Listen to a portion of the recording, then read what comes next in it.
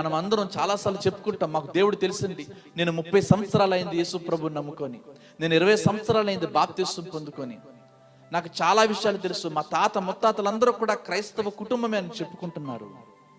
కానీ దేవుని వాక్యం అంటుంది, అక్కడ రాయబడిన మాట, వారందరూ అట అసహ్యులట, అవిధేయులట, ప్రతి సత్కార్యం విషయము భ్రష్టులై ఉండి తమ క్రియల వలన దేవుని ఎరుగమన్నట్టుగా ఉన్నారు. పేరేమో బైబిల్లో చెప్పబడిన పేరేదో పెట్టుకుంటారు, వారు ప్రతి ప్రార్థనకు వస్తుంటారు, పాస్టర్ గారితో కూడా ఒక సంబంధం కలిగి ఉంటారు, మంచిదే. కానీ తమ క్రియల వలన దేవుని ఎరుగమన్నట్టుగా ఉంటారు. తమ చూపును బట్టి, తమ మాటలను బట్టి, తమ ఆలోచనలను బట్టి, తమ ప్రవర్తన బట్టి, తమ చేతలను బట్టి అసలు దేవుడు అంటే వారికి తెలీదు అన్నట్టుగా కనిపిస్తున్నారట.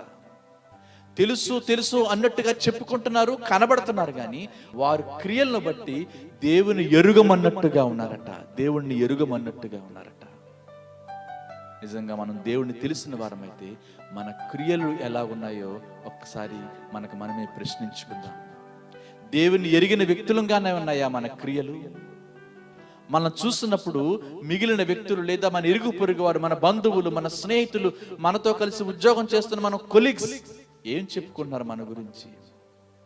మన సాక్ష్యం వారి ఎదుట నిలవబడగలుగుతుందా?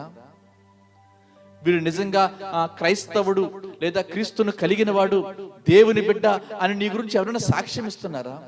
ఈయన మాటలు ప్రత్యేకంగా ఉన్నాయి, ఈయన ఆలోచనలు ఒక పద్ధతిగా ఉన్నాయి, ఈయన నడవడి చాలా అద్భుతంగా ఉందని చెప్పి మన గురించి ఎవరైనా మాట్లాడగలుగుతున్నారా? మన క్రియలు దేవుని ఎరిగినట్టుగా ఉన్నాయా, ఎరుగమన్నట్టుగా ఉన్నాయా? భక్తుడు చాలా స్పష్టంగా మాట్లాడుతున్నాడు. మేము దేవుని ఎరుగుదము అని చెప్పుకుంటారు కానీ వారు భ్రష్టులట, అసహ్యులట, అవిధేయులట. ఇంక ఎందుకు పనికొచ్చినట్టు ఆలోచన చేయండి నా ప్రియమైన దేవుని బిడ్డలారా. కానీ ఎరుగుదమని చెప్పుకుంటారంట చాలా మంది. క్రియలను బట్టి అయితే మాత్రం అర్థమైపోతుంది మనకు దేవుడు తెలీదు అని చెప్పి. మనకు మనమే ప్రశ్నించుకుందాము.